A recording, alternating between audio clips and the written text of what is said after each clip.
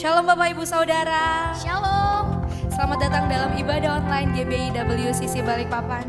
Kita percaya bahwa Tuhan senantiasa memelihara setiap kehidupan kita. Amin. Kita ada sampai saat ini, kita percaya bahwa itu semua karena kasih dan anugerah Tuhan yang Tuhan limpahkan atas setiap kita. Haleluya. Mari Bapak Ibu Saudara bersama kita bersatu di dalam doa. Bapa kami di sorga, terima kasih Tuhan Yesus untuk kasih-Mu yang selalu kami rasakan di dalam kehidupan kami Tuhan Yesus.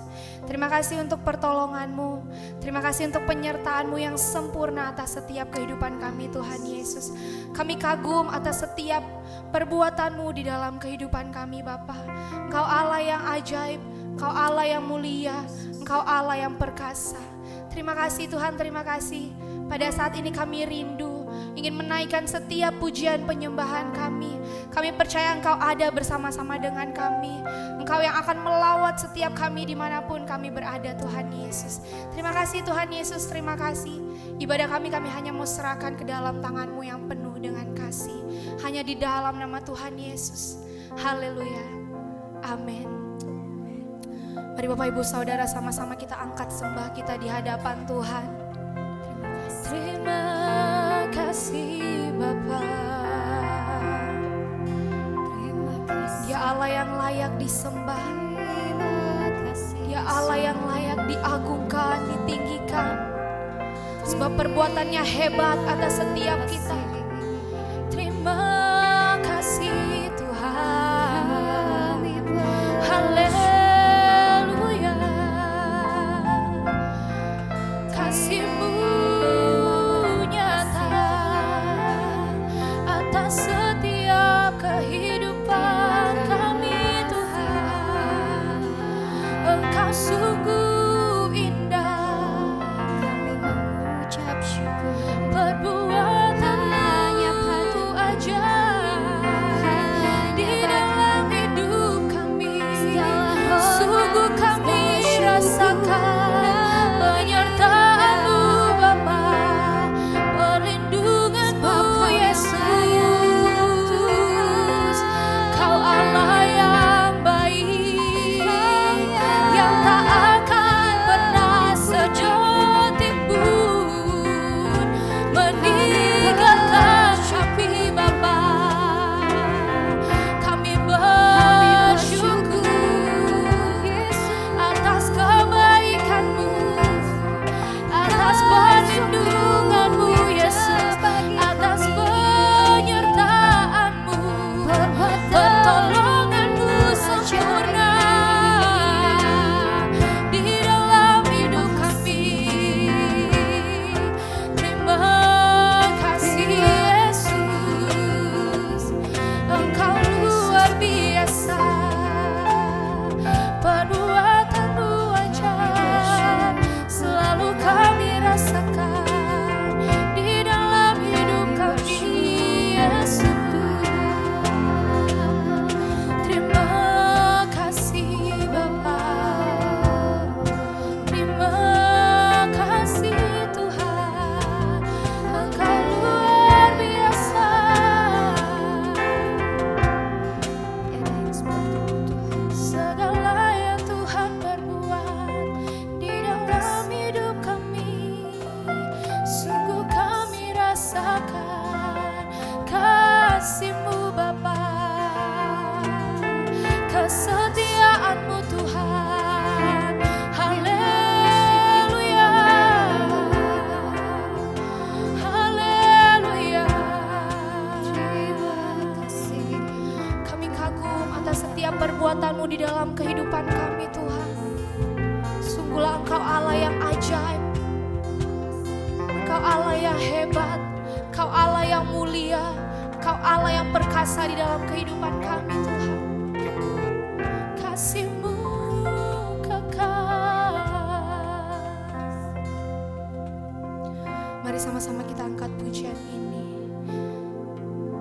Oh, Kau sungguh indah, Kau sungguh indah tiada taranya.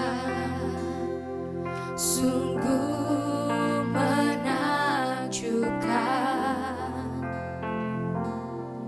Sungguh ajaib untuk dimengerti, lebih dari semua yang ada. Hikmat-Mu tiada terselami, kasih-Mu dalam tak terduga. Kau sungguh indah tiada taranya, mulia dan berkuasa. Ku kagum hormat akan Engkau, ku kagum hormat akan Engkau.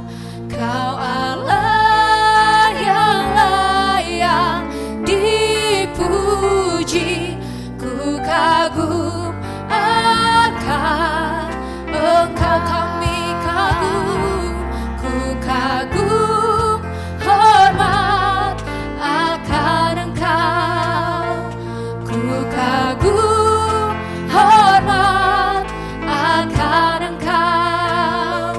Kau Allah yang layak dipuji, ku kagum akan Engkau. Boleh beri tepuk tangan yang meriah bagi Tuhan Yesus.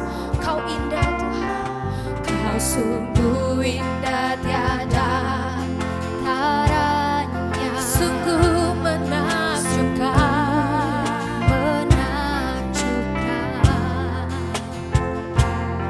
Sungguh ajaib untuk dimengerti, lebih dari semua yang ada. Hikmat-Mu Tuhan, hikmat-Mu tiada terselami, kasih-Mu dalam tak terduga. Kau sungguh indah tiada taranya, mulia dan berkuasa. Ku kagum hormat akan Engkau,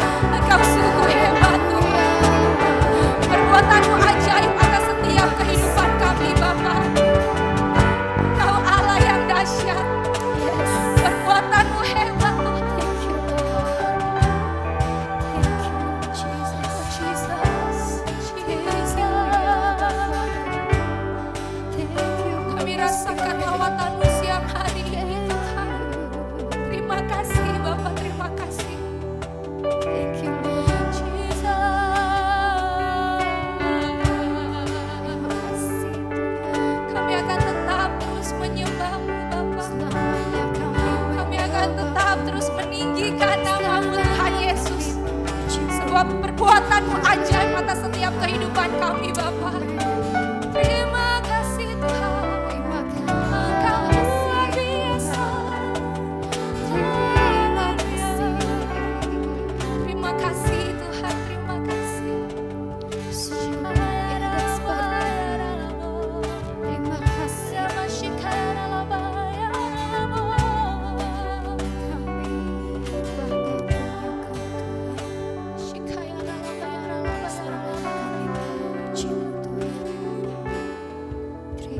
Seumur hidup kami hanya mau meninggikan nama-Mu Tuhan Yesus.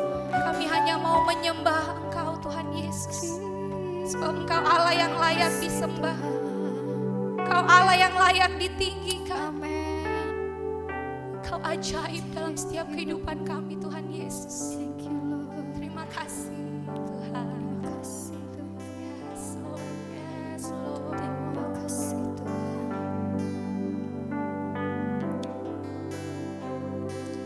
Oh, praise the name of the Lord our God. Oh, praise His name forevermore. For endless days we will sing Your praise. Oh Lord, our God. Praise the name. Oh, praise the name of the Lord our God. Praise Your holy name. Praise His name forevermore.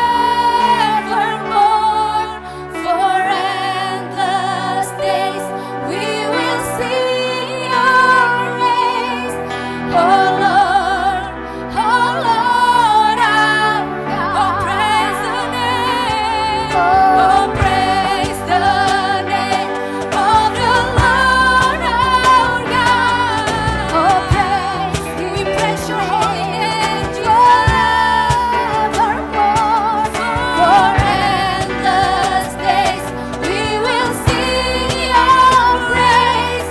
Oh Lord, our God. Oh, praise the name of the Lord our God. Oh, praise His name forevermore. For endless days we will sing Your praise. Oh Lord, our God. Hosanna, Hosanna in the highest. Let our King be lifted up.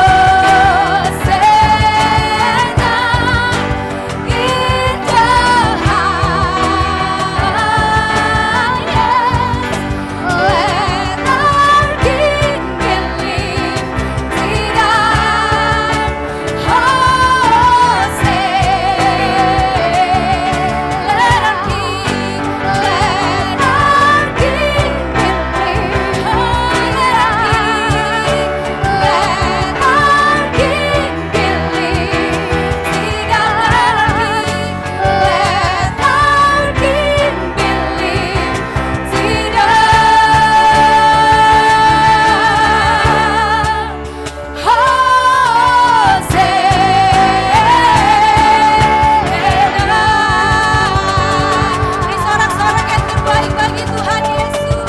Haleluya. Haleluya. Terima kasih Tuhan untuk lawatan-Mu, terima kasih untuk hadirat-Mu siang hari ini Tuhan Yesus. Selamanya kami akan tetap terus menyembah, meninggikan nama-Mu. Sebab Engkau Allah yang ajaib, Engkau Allah yang luar biasa. Engkau Allah yang hebat dalam setiap kehidupan kami Tuhan Yesus. Pada saat ini kami mau lebih lagi Tuhan Yesus. Kami mau sama-sama bersorak, meninggikan nama Tuhan. Biar kiranya lewat pujian kami Engkau disenangkan. Terima kasih Bapak, terima kasih. Mari Bapak Ibu Saudara yang sudah siap untuk meninggi, bersorak bagi nama Tuhan. Sama-sama kita katakan amin. Beri tepuk tangan yang meriah bagi Tuhan Yesus. Haleluya.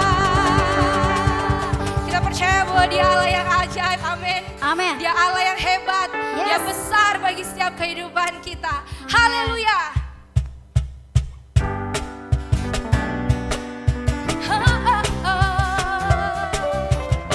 Engkau besar Tuhan. Besarlah Tuhan dan layak dipuji. Besarlah namanya, kekallah kuasanya. Aman berlindung dalam naungannya.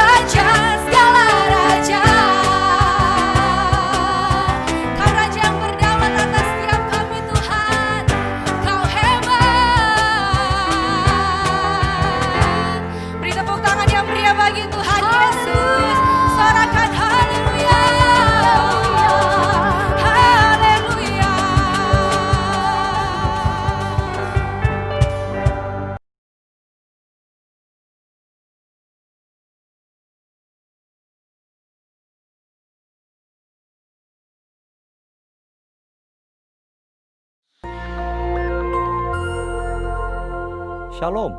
Kesempatan kali ini kita akan membahas mengenai meneduhkan badai.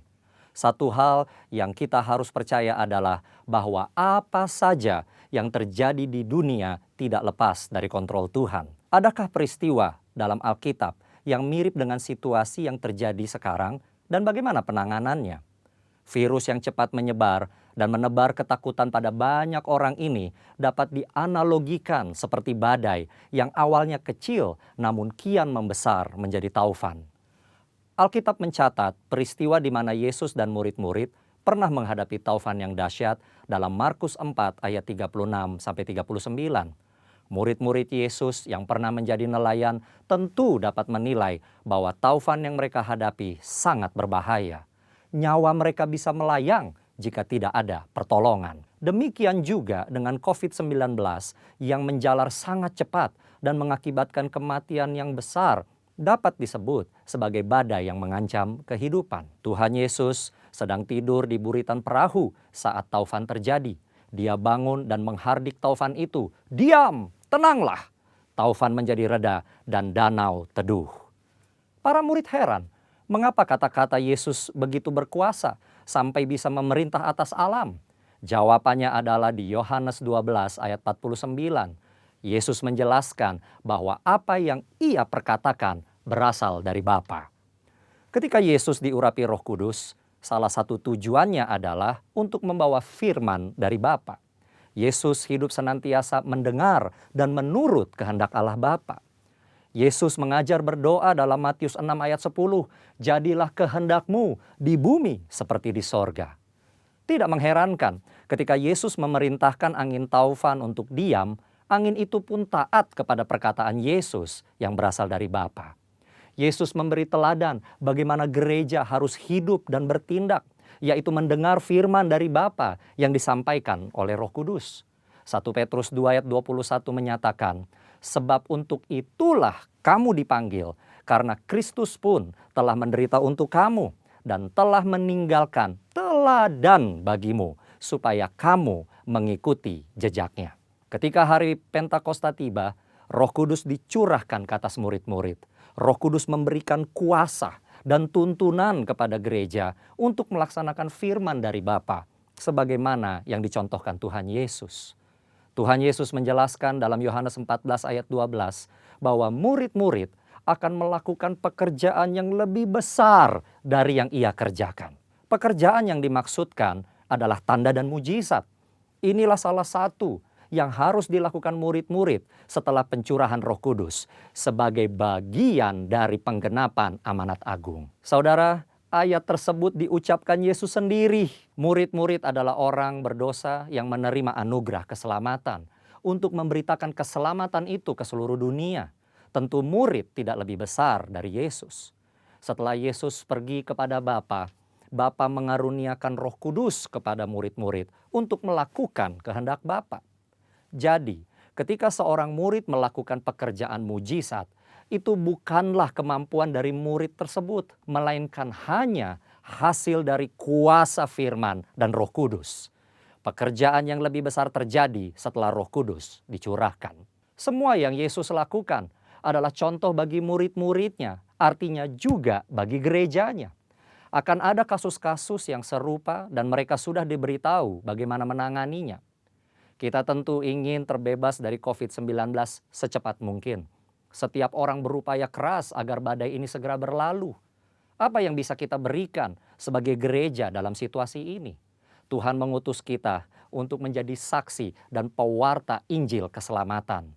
Kita berdoa, menguatkan yang sedang ketakutan, memberi bantuan kepada yang membutuhkan, serta upaya-upaya lain sesuai anjuran pemerintah dan menyampaikan kehendak Tuhan.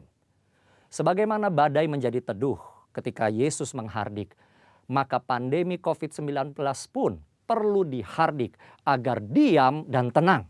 Dalam arti tidak lagi menimbulkan penyakit pada banyak orang. Tujuan akhir dari tindakan ini adalah orang-orang akan melihat Tuhan, berseru kepada nama Tuhan, dan akhirnya diselamatkan. Ini akan menjadi momen untuk menyatakan kasih dan kuasa Kristus kepada banyak orang. Di bagian berikutnya, kita akan membahas tentang kesembuhan ilahi. Tuhan Yesus memberkati.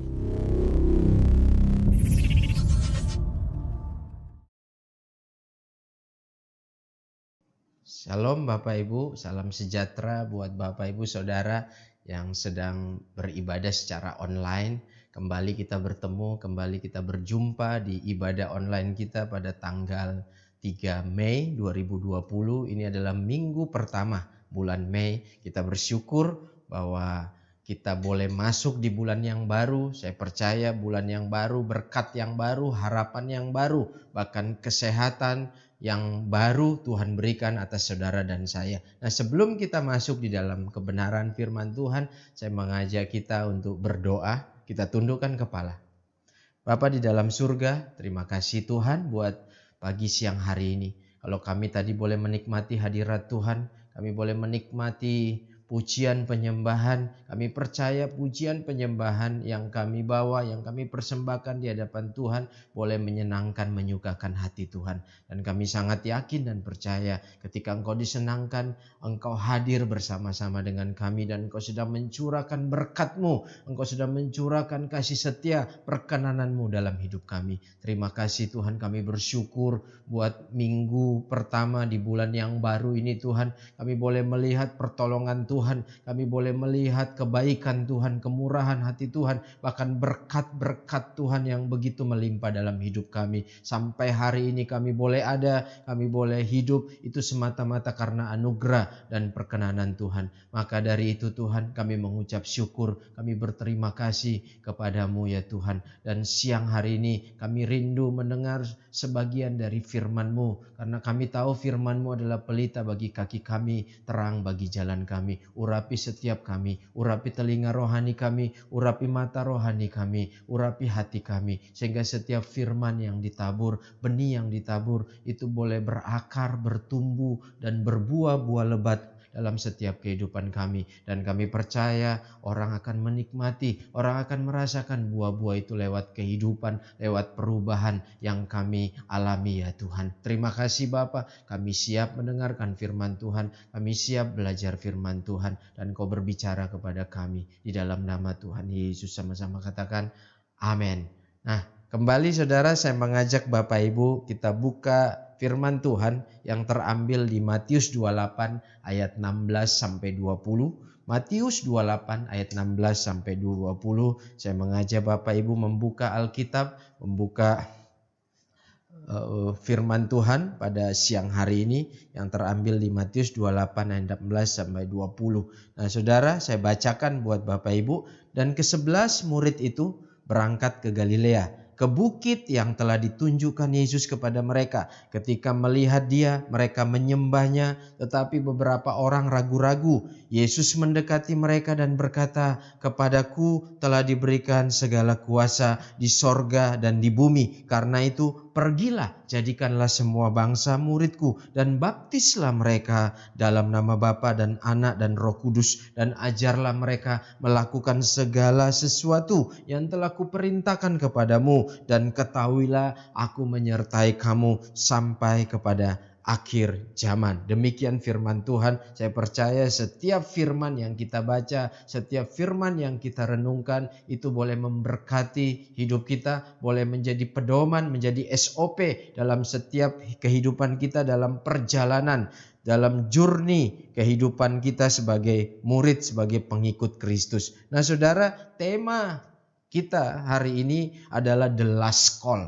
Jadi tema kita The Last Call atau panggilan terakhir. Nah saudara, kita mulai di Matius 28:16. Dan ke-11 murid itu berangkat ke Galilea, ke bukit yang telah ditunjukkan Yesus kepada mereka. Nah saudara, saya mengajak saudara baca di Matius 28 ayat 7. Dan segeralah pergi dan katakanlah kepada murid-muridnya bahwa Ia telah bangkit dari antara orang mati. Ia mendahului kamu ke Galilea. Di sana kamu akan melihat Dia. Sesungguhnya aku telah mengatakannya kepadamu. Di ayat 10, maka kata Yesus kepada mereka, "Jangan takut, pergi dan katakanlah kepada saudara-saudaraku supaya mereka pergi ke Galilea, dan di sanalah mereka akan melihat aku." Kalau kita baca di Matius 28 ayat 7, itu adalah perkataan malaikat kepada murid-murid yang berkata, segeralah pergi dan katakanlah kepada murid-muridnya bahwa Yesus telah bangkit dari antara orang mati. Ia mendahului kamu ke Galilea, di sana kamu akan melihat dia. Ya, jadi saudara, kalau kita melihat kebenaran firman Tuhan di Matius 28 ayat 7 dan Matius 28 ayat 10, di situ kita melihat ketaatan murid-murid, ya, ketaatan para murid-murid ketika Yesus memerintahkan mereka untuk pergi ke Galilea. Dan di ayat 16 dikatakan, dan ke-11 murid itu berangkat ke Galilea, saudara. Nah, bagaimana dengan saudara dan saya? Apakah hari-hari ini kita masih taat kepada Tuhan? Apakah hari-hari ini kita masih melakukan perintah Tuhan?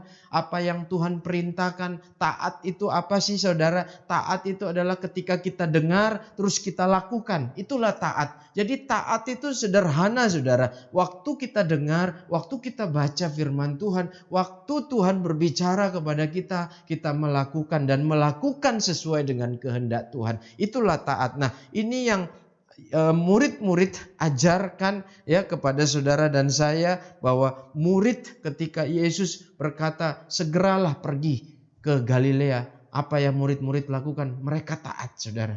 Ya, saya berharap, saya berdoa, sekalipun situasi seperti ini mungkin tidak nyaman, mungkin tidak mengenakkan, tapi belajar taat. Waktu pemerintah menganjurkan kita untuk social distancing di rumah saja, bekerja dari rumah, belajar dari rumah, udah kita taat saja. Waktu dianjurkan untuk pakai masker, udah kita taat saja. Karena setiap apapun yang kita lakukan, yang kita taati, itu akan mendatangkan kebaikan buat saudara dan saya. Bahkan saudara, ada firman Tuhan berkata, Allah turut bekerja dalam segala sesuatu untuk mendatangkan kebaikan bagi orang yang mengasihi Tuhan. Bukti bahwa saudara mengasihi Tuhan, saudara taat akan firman-Nya, saudara taat akan perintahnya. Yang setuju katakan amin. Nah, kita melihat lagi, saudara, di Matius 26 ayat 32, akan tetapi sesudah aku bangkit, aku akan mendahului kamu ke Galilea. Ini Matius 26 ayat 32, kalau saudara nanti baca perikopnya, itu adalah ketika Yesus belum mati, belum bangkit. Tapi dia sudah berkata-kata, dia sudah bernubuat, dikatakan akan tetapi sesudah aku bangkit, aku akan mendahului kamu ke Galilea. Nah, saudara, ini bukti bahwa Yesus ketika dia berkata-kata, Yesus ketika dia berjanji, dia akan genapi setiap perkataannya. So, don't worry, just be happy. Pegang janji Tuhan, saudara. Pegang firman Tuhan. Ketika saudara merenungkan firman Tuhan, yakini, berharap kepadanya, hanya percaya kepada Tuhan bahwa dia akan menggenapi setiap firman. Saudara, mungkin hari-hari ini kita sedang dibawa dalam satu situasi ya goncangan, mungkin ekonomi bahkan menuju kepada resesi, tapi percaya firman Tuhan berkata kita ada di dalam kerajaan yang tidak tergoncangkan. Kita pegang firman Tuhan, kita pegang janji Tuhan bahwa kita tidak akan tergoncangkan. Sekalipun 1000 rebah di sisi kiri, 10.000 di sisi kanan, itu tidak akan menimpa. Karena apa, saudara? Kita tetap berpegang kepada firman Tuhan. Kita percaya bahwa setiap firman yang keluar dari mulut Allah itu akan digenapi, itu akan terjadi. Yang setuju katakan amin. Nah, saudara, ada yang menarik kalau kita kembali ke Matius 28, setelah ke-11 murid itu berangkat ke satu tempat yang namanya Galilea. Galilea atau Danau Tiberias itu adalah danau yang besar, sampai hari ini itu masih ada, saudara. Ya, jadi pertanyaannya mengapa murid-murid ke Galilea? Mengapa Yesus memerintahkan murid-murid untuk pergi ke Galilea, saudara? Kenapa tidak di Bethlehem, tempat kelahiran Yesus? Kenapa bukan di Nazaret, tempat Yesus dibesarkan? Kenapa bukan di Sungai Yordan, tempat Yesus dibaptis? Nah, saudara, saya mengajak kita buka firman Tuhan di Matius 4.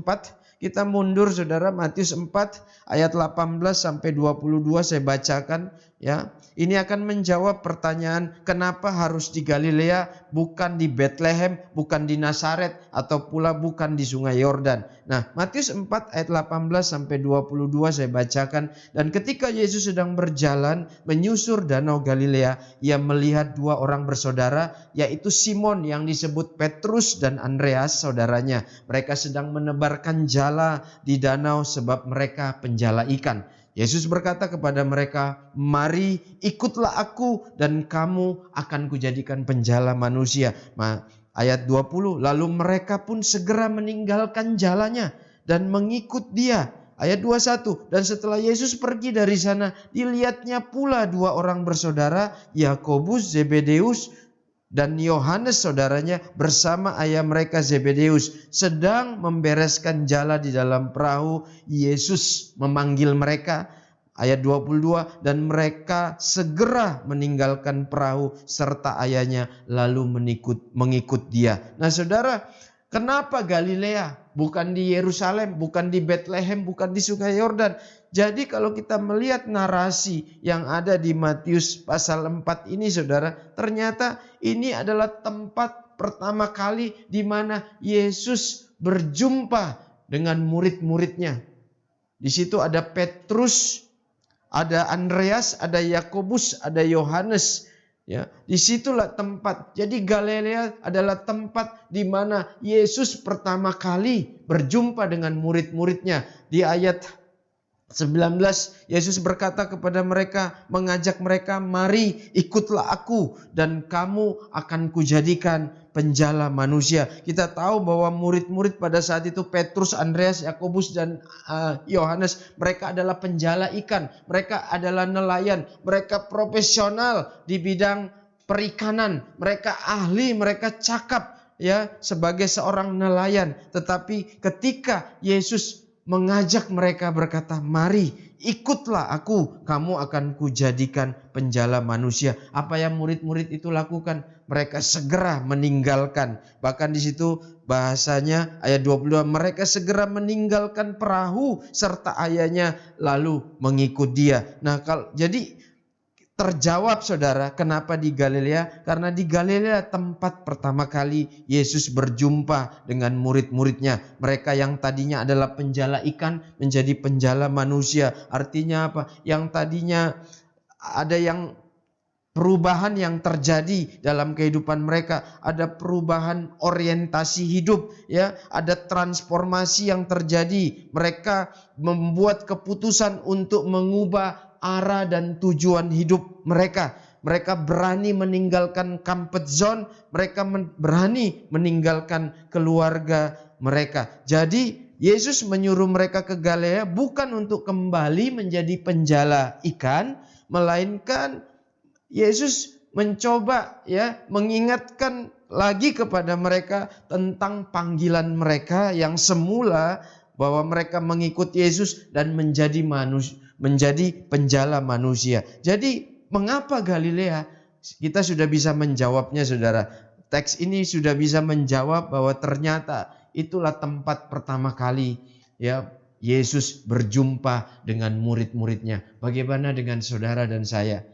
Mari coba kita ingat bagaimana pertama kali kita berjumpa dengan Yesus. Mungkin saudara berjumpa dengan Yesus ketika saudara beribadah atau mengikuti sebuah KKR atau retret, ataupun mungkin ketika saudara diinjili oleh seorang penginjil, saudara mengalami Tuhan, saudara mengaku dengan mulut, percaya dalam hati, dan apa yang terjadi di situ, roh saudara menyala-nyala, hidup saudara berubah, tujuan hidupmu jadi berubah. Yang tadinya fokusnya pada diri sendiri sekarang berubah, berani melayani, rajin melayani, dan rajin baca Alkitab, rajin berdoa, rajin memuji, menyembah. Itu pertama kali kasih mula-mula begitu luar biasa dalam diri kita, ya, hati yang begitu berkobar-kobar. Bahkan kita radikal saudara. Saya mengingat bagaimana saya pertama kali berjumpa dengan Yesus. Saya tidak takut untuk menceritakan kebaikan Tuhan.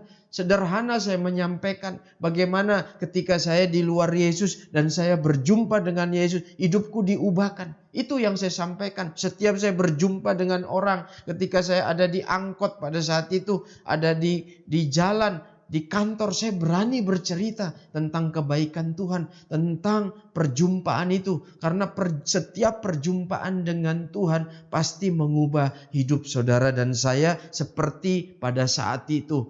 Ya, murid-murid berjumpa dengan Yesus. Tujuan hidupnya berubah, orientasi hidupnya berubah. Tidak lagi memikirkan tentang dirinya. Bahkan dia berani keluar dari comfort zone, saudara. Nah, kita pun seperti itu ketika kita berjumpa dengan Tuhan.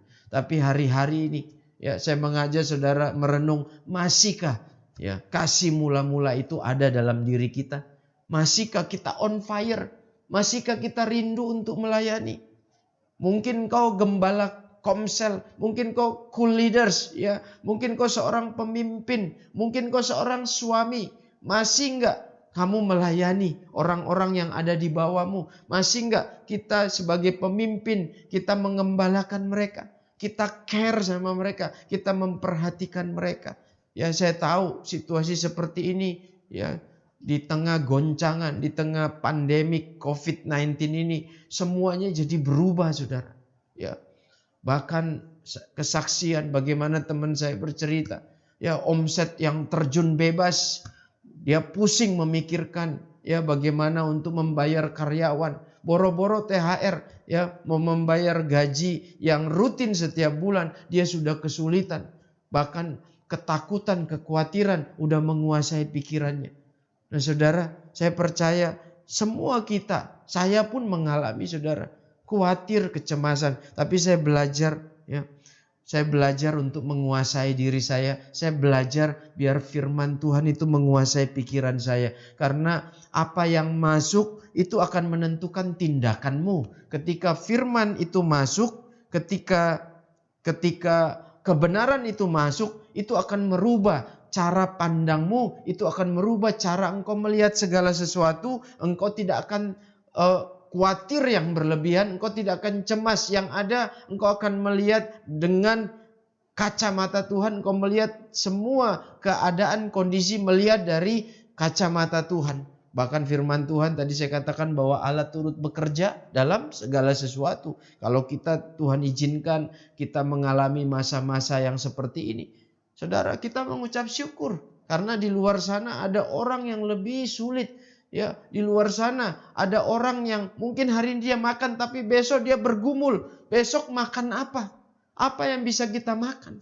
Tapi kalau hari ini di rumah saudara, mungkin saudara masih ada tabungan, masih ada bahan makanan. Tapi di luar sana ada orang yang lebih sulit. Makanya firman Tuhan udah mengajar kita untuk selalu mengucap syukur, untuk selalu, ya, berterima kasih sama Tuhan. Yang mengerti katakan amin. Bahkan saudara, saya mau kasih tahu, ya, di tengah situasi ini saudara tidak perlu takut, ya. Kita sudah merayakan hari kebangkitan. Bahwa Yesus sudah bangkit buat saudara dan saya. Kuasa kebangkitan itu sudah memenuhi hidupmu dan hidupku. Ya, ada pengharapan di dalamnya bahwa badai ini pasti berlalu. Bahwa ketika kita berjalan bersama Yesus, Dia akan menolong kita. Dia akan memampukan kita melewati setiap badai ini, saudara. Yang setuju katakan amin. Ya, jadi 1 Petrus 5 ayat 7 saya mengajak saudara, ya, 1 Petrus 5 ayat 7 berkata begini, serahkanlah segala kekhawatiranmu kepadanya sebab Ia yang memeliharamu. Yesus yang memelihara saudara dan saya. Yang setuju, yang percaya katakan amin. Nah, kita kembali ke Matius 28 ayat 17, saudara. Ketika melihat Dia, siapa yang melihat Dia? Murid-murid, saudara. Mereka menyembahnya, tetapi beberapa orang ragu-ragu. Nah, ada kata yang menarik di sini. Ketika murid-murid melihat Yesus, mereka langsung menyembahnya. Nah, menyembah, kata menyembah di situ dipakai kata Yunani, ya, dari bahasa Yunani adalah proskuneo. Apa itu proskuneo? Artinya mencium, ya. Proskuneo itu artinya seperti anjing yang mencium tangan tuannya. Proskuneo itu juga punya arti ya bersujud atau tersungkur dalam pemujaan dan penghormatan. Jadi penyembahan itu saudara menjadikan Yesus sebagai nilai tertinggi dan satu-satunya. Itulah penyembahan. Itu yang muridnya lakukan. Ketika melihat dia, mereka menyembahnya. Artinya mereka sujud, mereka kagum, mereka menghormati Tuhan. Ya, jadi penyembahan itu menjadikan Yesus sebagai nilai tertinggi dan satu-satunya. Sudahkah Yesus ya menjadi nilai tertinggi dalam hidupmu? Bukti bahwa engkau menyembah, engkau seorang penyembah. Ya. Bukti bahwa engkau seorang worshiper, ya, engkau menjadikan Yesus yang utama dalam hidupmu. Dia menjadi nilai yang tertinggi dan satu-satunya di dalam hidupmu. Ada amin? Yang setuju katakan amin. Nah, dalam konteks tradisi Yahudi, ya, penyembahan itu hanya ditujukan kepada Allah. Bisa kita lihat dalam narasi pencobaan bagaimana ketika Yesus dicobai, ya, oleh iblis, dikatakan gini ya di Matius 4 ayat 10, maka berkatalah Yesus kepadanya, "Enyalah iblis, sebab ada tertulis, engkau harus menyembah Tuhan Allahmu dan hanya kepada Dia sajalah engkau berbakti." Jadi penyembahan adalah menjadikan Yesus sebagai nilai yang tertinggi dan satu-satunya dalam hidup ini. Jadi mari kita tanyakan dalam diri kita, sudahkah kita menyembah Tuhan dengan benar? Sudahkah kita menjadi penyembah yang sejati? Sudahkah kita menjadi penyembah yang menyembah Bapa dalam roh dan kebenaran? Bukti bahwa kita penyembah Bapa dalam roh dan kebenaran, ya, kita menjadikan Yesus sebagai nilai tertinggi dan satu-satunya dalam hidup kita. Yang mengerti katakan amin. Nah, saudara, kita ke ayat 18. Yesus mendekati mereka dan berkata, "Kepadaku telah diberikan kunci kerajaan sorga. Diberikan segala kuasa di sorga dan di bumi." Saya ulang saudara, Matius 28 ayat 18. Yesus mendekati mereka dan berkata, "Kepadaku telah diberikan segala kuasa di sorga dan di bumi." Ya saudara, nah ada kata yang saya mau garis bawahi, dikatakan kepadaku, ya. Yesus berkata bahwa kepada Yesus ya telah diberikan segala kuasa. Nah, segala kuasa di sini yang dipakai kata adalah exousia, ya. Jadi exousia itu kuasa. Apa itu exousia?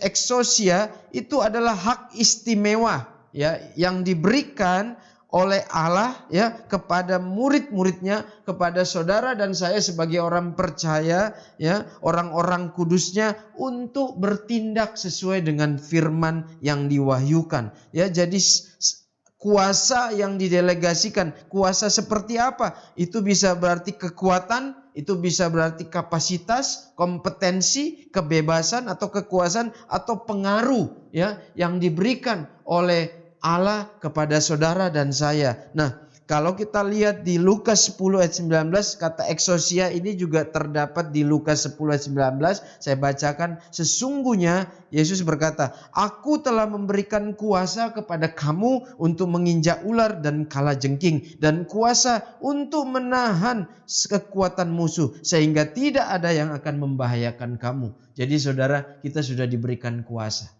Kuasa itu sudah diberikan kepada saudara dan saya. Kuasa yang untuk menginjak ular, untuk kalajengking, kuasa untuk menahan kekuatan musuh sehingga tidak akan ada yang akan membahayakan. Sudahkah kita memakai kuasa itu, saudara? Sadarkah kita bahwa di dalam diri kita ada roh yang lebih besar?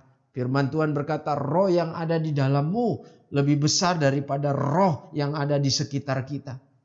Saudara, jadi kita diingatkan kembali hari ini bahwa kuasa itu sudah diberikan, exousia itu sudah diberikan, otoritas itu sudah diberikan kepada saudara dan saya. Dan mari kita gunakan otoritas itu, kuasa itu untuk kemuliaan nama Tuhan. Yang mau katakan amin. Nah, saudara, kita masuk kepada inti dari apa yang kita bicarakan, dari tema yang tadi saya katakan the last call, ya. Saudara, Matius 28 ayat 19 dan ayat 20. Karena itu pergilah, jadikanlah semua bangsa muridku dan baptislah mereka dalam nama Bapa dan Anak dan Roh Kudus. Ayat 20, ajarlah mereka melakukan segala sesuatu yang telah kuperintahkan kepadamu dan ketahuilah aku menyertai kamu senantiasa sampai kepada akhir zaman. Nah, inilah inti dari apa yang kita bicarakan. Inilah inti kenapa Yesus mengajak murid-muridnya untuk pergi ke Galilea. Yesus mengingatkan lagi saudara bahwa tugas panggilan utama kita sebagai orang percaya dikatakan apa?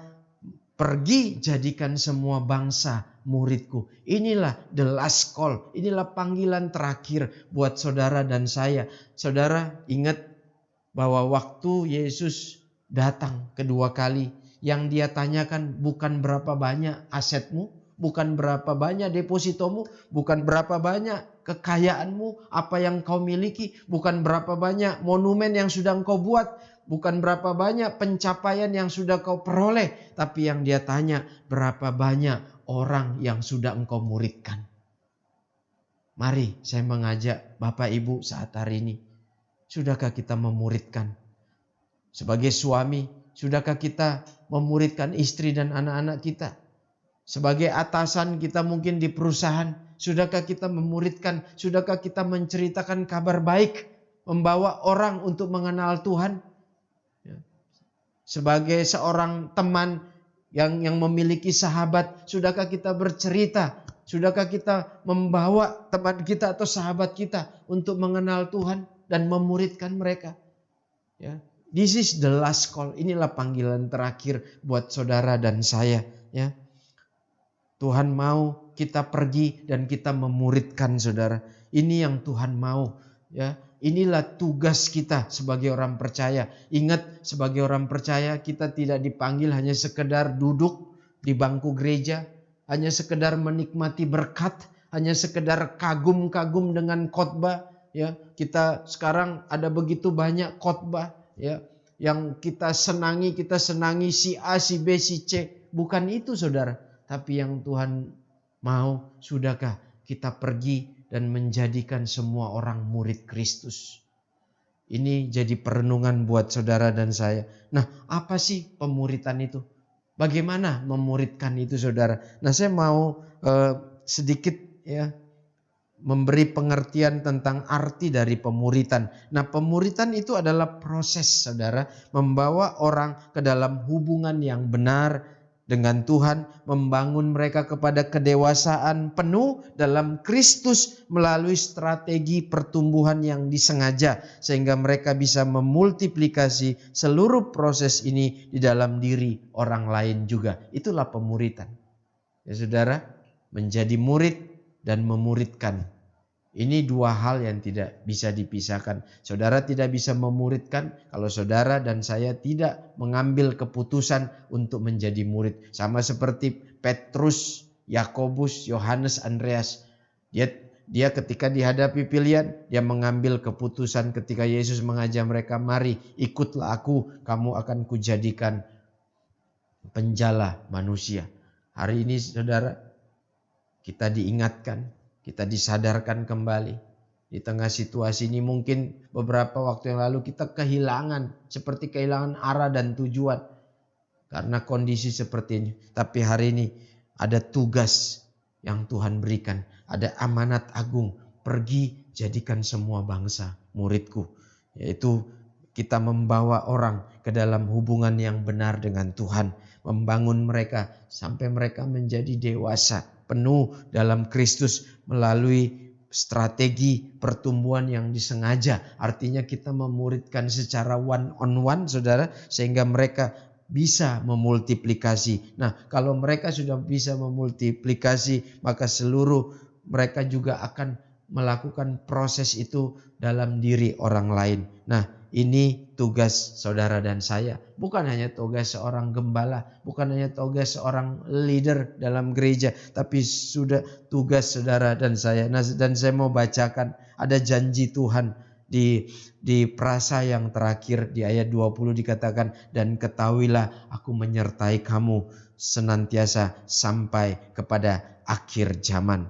Saudara, ada janji Tuhan yang berkata, aku menyertai kamu. Engkau tidak usah takut, saudara. Engkau tidak usah khawatir. Ya. Alkitab berkata, carilah dahulu kerajaan Allah dan kebenarannya, maka semuanya itu akan ditambahkan kepadamu. Engkau tidak perlu cemas. Engkau fokus dengan apa yang menjadi tujuan Tuhan dalam hidup saudara dan saya. Ya. Engkau mengerjakan tujuan Tuhan. Pergi jadikan semua bangsa murid Kristus. Dan janji Tuhan, Dia akan menyertai saudara dan saya sampai kepada akhir zaman. Ingat kitab Matius diawali dengan kelahiran seorang bayi yang dinamakan Immanuel. Dan di pasal 28. Kalau pasal pertama tadi diawali dengan kelahiran seorang bayi yang diberi nama Immanuel, yang artinya Allah menyertai, dan diakhiri dengan perkataan aku menyertai kamu senantiasa sampai kepada akhir zaman. Ditutup dengan kata Immanuel, saudara. So, demikian firman Tuhan. Saya percaya lewat firman Tuhan ini, lewat renungan ini, saudara diberkati, saudara dibangkitkan lagi, saudara dibakar lagi, saudara menyala-nyala lagi. Kasih mula-mula itu mulai timbul lagi dalam hati saudara dan saya. Kita yang sudah diberkati, sama-sama katakan amin. Kita tundukkan kepala. Saya rindu untuk berdoa buat saudara yang ada di rumah, yang sedang menyaksikan online, yang sedang mengikuti ibadah online ini. Bapa di dalam surga, terima kasih Tuhan. Terima kasih buat firman-Mu hari ini yang begitu mengajar kami, menuntun kami, menasihati kami. Kami bersyukur Tuhan, bukti bahwa Engkau mengasihi kami, Engkau terus berfirman kepada setiap kami. Dan hari ini kami mendengar firman-Mu, kami merespon firman-Mu dengan benar, dengan sikap hati yang benar, dan berjanji dan membuat satu komitmen yang baru. Tuhan, kami tidak akan lemah, kami tidak akan goyah, kami tetap berpegang kepada Yesus, kami tetap mengerjakan amanat agung itu. Tuhan, aku berdoa buat anak-anak-Mu mungkin yang sedang menyaksikan tayangan ini, mereka sedang berada dalam ketakutan, kecemasan. Aku berdoa Tuhan dalam nama Yesus, biar kasih kemurahan Tuhan, anugerah Tuhan turun. Engkau datang memeluk anak-anak-Mu. Mungkin ada yang sedang mengalami beban berat, mereka sedang mengalami keterikatan. Hari ini aku berdoa, otoritas eksosia yang ada di dalam diriku, aku berdoa itu terlepas, itu dibebaskan, yang terikat dibebaskan, yang sakit disembuhkan, yang lemah dikuatkan, yang berbeban berat diberi kelegaan. Terima kasih Tuhan. Berdoa juga yang mungkin sedang kehilangan pekerjaan. Tuhan, kami percaya ketika kami bergantung kepadamu, kami berserah kepadamu, kami percaya pekerjaan yang baru Tuhan akan berikan, Tuhan akan sediakan. Berkati Tuhan buat setiap anak-anak-Mu yang mungkin sedang mengalami kebingungan, kebimbangan. Tapi kami percaya, aku percaya Tuhan, Engkau datang menghampiri mereka. Terima kasih Tuhan, berkati anak-anak-Mu. Aku berdoa buat suami, buat istri, orang tua, papa, mama, bahkan anak-anak. Mereka dijaga, mereka dilindungi di tengah wabah COVID ini Tuhan. Ada janji Tuhan yang berkata sekalipun 1000 rebah di sisi kiri, 10.000 rebah di sisi kanan, itu tidak akan menimpa karena kami adalah orang-orang yang melekat kepada Tuhan. Kami orang-orang yang duduk di dalam lindungan Tuhan, yang bergantung kepada Tuhan. Aku berdoa biar pemeliharaan Tuhan sesuai dengan firman-Mu tadi berkata, Engkau Immanuel, Engkau menyertai anak-anak-Mu. Aku minta penyertaan itu senantiasa turun atas anak-anak-Mu. Dijauhkan dari segala virus, dijauhkan dari segala kehancuran, dari segala kematian, apapun itu di dalam nama Tuhan Yesus. Terima kasih Bapa. Terima kasih buat siang hari ini Tuhan. Kami boleh mendengar kebenaran firman-Mu. Kami percaya firman-Mu adalah kebenaran. Kebenaran itu yang memerdekakan setiap kami, mengubah paradigma kami, mengubah hidup kami, bahkan mengubah tujuan kami di dalam nama Tuhan Yesus. Kita yang sudah diberkati sama-sama katakan amin. Tuhan Yesus memberkati. Nah saudara, kita akan masuk dalam perjamuan kudus. Kita akan masuk dalam sakramen perjamuan kudus di mana mengingatkan kita bahwa Yesus telah mati buat saudara dan saya, ya. Perjamuan kudus juga mengingatkan kita tentang persekutuan kita dengan Kristus yang sudah mati, ya, di atas kayu salib. Nah, sebelum kita makan roti dan anggur, saya mengajak saudara kita berdoa, kita merenungkan sesaat untuk kita membereskan. Mungkin ada hal-hal yang harus kita bereskan, ada dosa, ada pelanggaran yang mungkin tanpa kita sadari ataupun kita sengaja, kita minta ampun di hadapan Tuhan. Biar waktu kita masuk, kita menikmati, kita makan roti dan anggur itu menjadi berkat dalam hidup kita. Kita berdoa.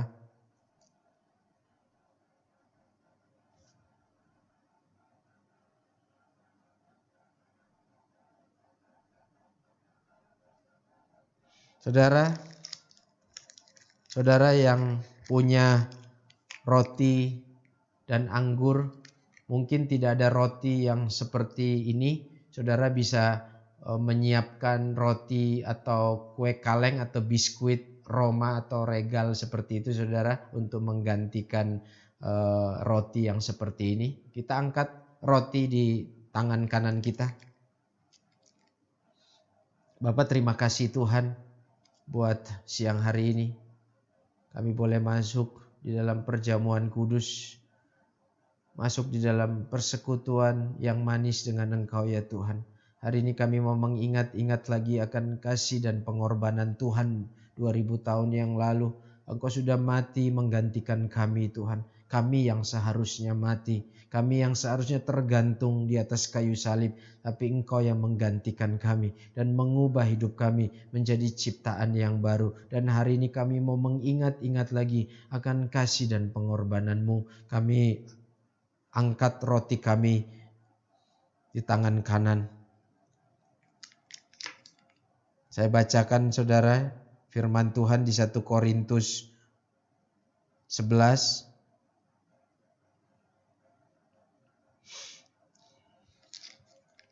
Sebab apa yang telah kuteruskan kepadamu telah aku terima dari Tuhan, yaitu bahwa Tuhan Yesus pada malam waktu ia diserahkan mengambil roti. Dan sesudah itu ia mengucap syukur atasnya, ia memecah-mecahkannya dan berkata, inilah tubuhku yang diserahkan bagi kamu. Perbuatlah ini menjadi peringatan akan aku. Bukankah roti ini melambangkan tubuh Kristus? Mari kita makan di dalam nama Tuhan Yesus.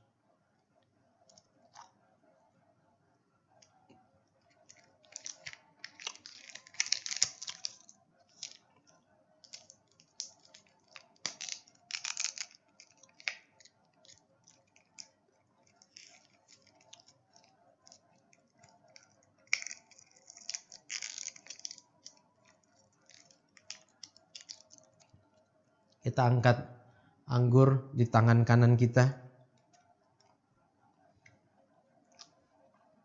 Demikian juga ia mengambil cawan sesudah makan lalu berkata, cawan ini adalah perjanjian baru yang dimeteraikan oleh darahku. Perbuatlah ini setiap kali kamu meminumnya menjadi peringatan akan aku. Bukankah anggur ini melambangkan darah Kristus? Mari kita minum dengan ucapan syukur di dalam nama Tuhan Yesus.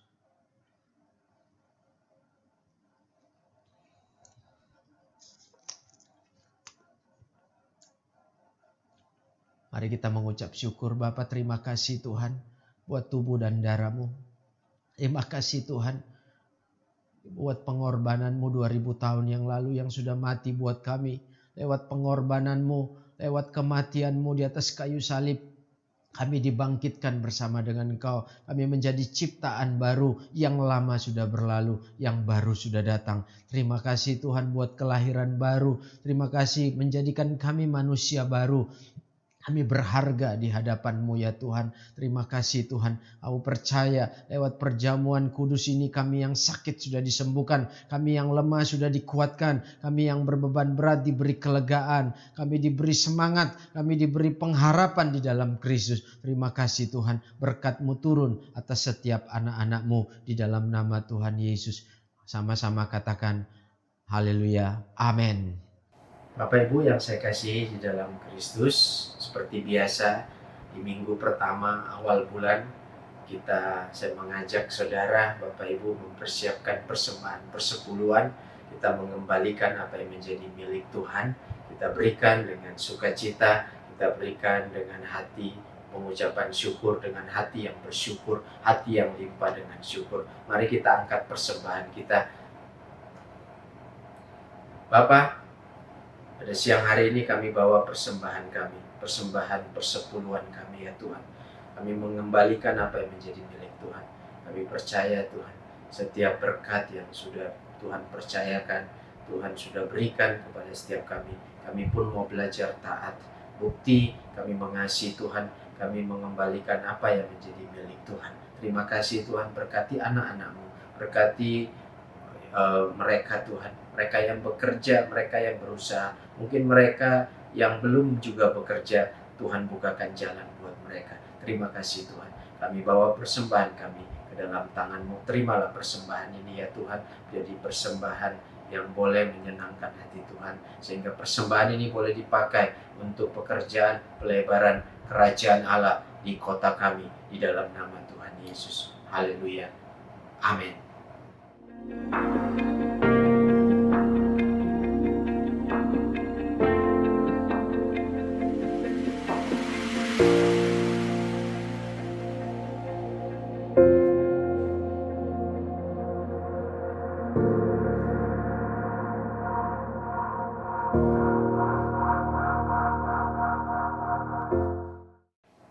Bapak Ibu yang saya kasihi di dalam Kristus Yesus, ibadah kita sudah selesai. Mari kita siapkan hati dan pikiran kita akan terima berkat. Kita berdoa, kita angkat kedua tangan kita. Kekasih Tuhan, ibadah kita sudah selesai. Pulanglah dan terimalah berkat dari Allah Bapa. Terimalah anugerah kasih karunia dari Tuhan kita Yesus Kristus. Roh Kudus yang senantiasa menyertai, menolong, mengurapi kita dari hari ini sampai Maranatha. Tuhan datang menjemput kita yang kedua kali. Diberkatilah keluargamu, diberkatilah usaha pekerjaanmu, diberkatilah keluar masukmu. Apapun yang kau kerjakan lewat pekerjaan tanganmu, Tuhan buat engkau berhasil. Engkau dibawa naik dan terus naik menjadi kepala dan bukan ekor. Kita yang sudah diberkati sama-sama katakan amin. Terima kasih, Tuhan Yesus memberkati. Sampai berjumpa lagi di ibadah online service kita minggu depan. Bye-bye, Tuhan Yesus memberkati.